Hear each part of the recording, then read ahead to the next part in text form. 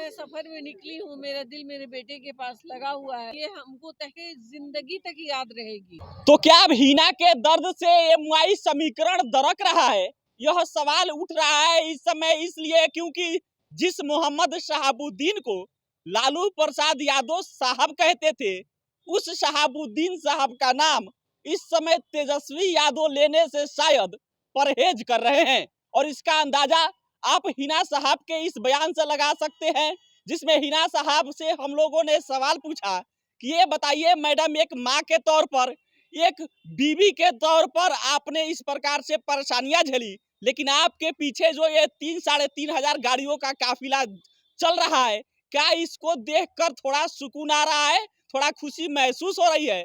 तब हिना साहब कहती है, दुख दर्द देना तो अल्लाह की मर्जी है, लेकिन हम सफर में है और मेरा जो दिल है वो बेटे के पास है। आखिर एक माँ होती है, आखिर ओसामा साहब जेल के अंदर क्यों है, किसके वजह से है, कैसे हैं, इस पर बोलना मुनाफिक नहीं होगा, लेकिन एक माँ ही होती है। और तब हम लोगों ने हिना साहब से सवाल दोहराया कि क्या इसी प्रकार से आगे भी आपका काफिला जारी रहेगा, आपका दौरा जारी रहेगा?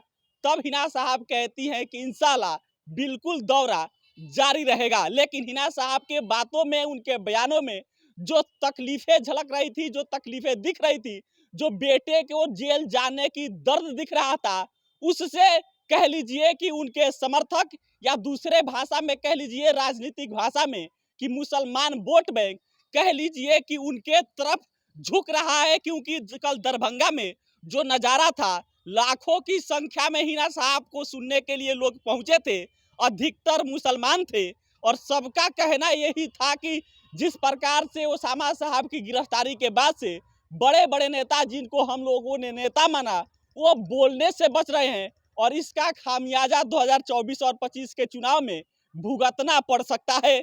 और जैसे ही वहां के कार्यकर्ता और हिना साहब का यह बयान आया, सोशल मीडिया पर इस बात की चर्चा हुई कि हिना का ये दर्द एमवाई समीकरण को दरका देगा, और जब एमवाई समीकरण दरकेगा तो किसको नुकसान होगा यह सबको पता है। क्योंकि कल हिना साहब के पीछे 3-3.5 हजार गाड़ियों का काफिला जब निकला था, सिवान से दरभंगा पहुंचा था, तब एक बार फिर वो दौर याद आया था जब मोहम्मद शहाबुद्दीन भागलपुर जेल से निकले थे, उनके पीछे हजारों गाड़ियों का काफिला चला था और काफिला सिवान पहुंचा था। पत्रकारों ने शहाबुद्दीन साहब से सवाल पूछा था कि नीतीश कुमार कैसे मुख्यमंत्री हैं? शहाबुद्दीन साहब कहते हैं, नीतीश कुमार तो परिस्थितियों के मुख्यमंत्री हैं, लालू प्रसाद यादव हमारे नेता हैं। और फिर उसके बाद से शहाबुद्दीन साहब की बेल खारिज हो जाती है, शहाबुद्दीन साहब जेल में जाते हैं, और जेल में जाने के बाद से उनकी कोविड के दौरान मौत हो जाती है। उसके बाद से हिना साहब सिवान के बाहर नहीं निकली थी। ओसामा साहब की लगभग 1 महीने पहले गिरफ्तारी हो जाती है।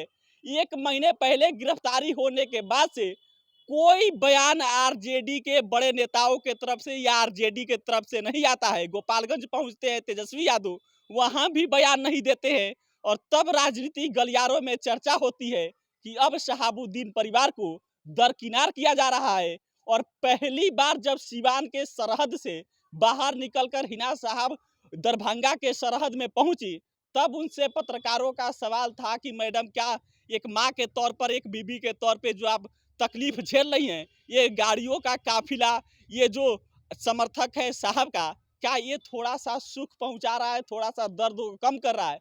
तब हिना साहब कहती हैं कि देखिए, दुख दर्द देना तो अल्लाह का काम है, लेकिन हम माँ हैं और माँ का दिल माँ ही जानती है।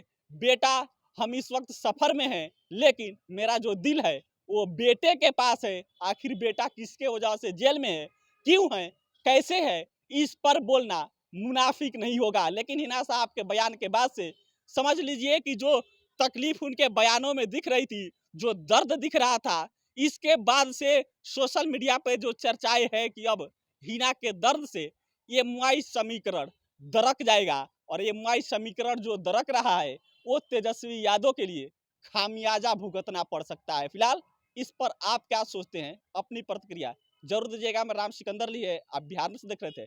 बहुत बहुत धन्यवाद।